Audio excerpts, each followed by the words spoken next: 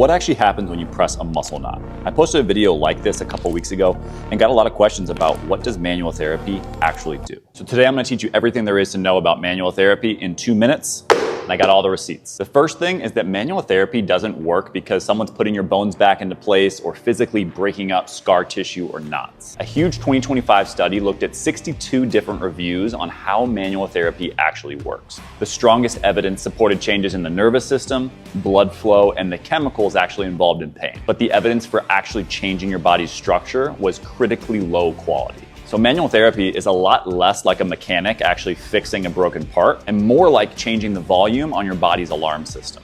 Pressure, movement, stretching, or an adjustment send a big burst of information into your nervous system. And that can temporarily change pain sensitivity, muscle activity, and how movement feels. Here's where it gets really interesting. A 2025 meta-analysis looked at 161 randomized controlled trials of over 12,000 people receiving spinal manipulation. It looked at different target areas, different techniques, and different approaches behind the treatment, and the differences between them were small and not clinically meaningful. So the idea that there's one specific technique to rule them all is not really the case. So now people hear these things and say, well, so it's all placebo and it's not really doing anything.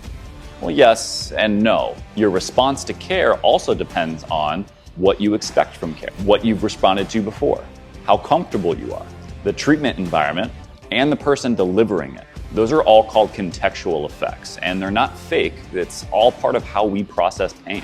And that's why if I was to do manual work on 10 people, 5 would want scrape-in, 3 would want just an adjustment, 1 would prefer dry needling, and 1 may not like manual therapy at all. So all of this to say, manual therapy isn't magic, but it's not a bunch of BS either. It does produce real results for people, even if it is a mix of real biological changes and some contextual effects or placebo. But it can open up a window of opportunity for you to feel better so you can move better.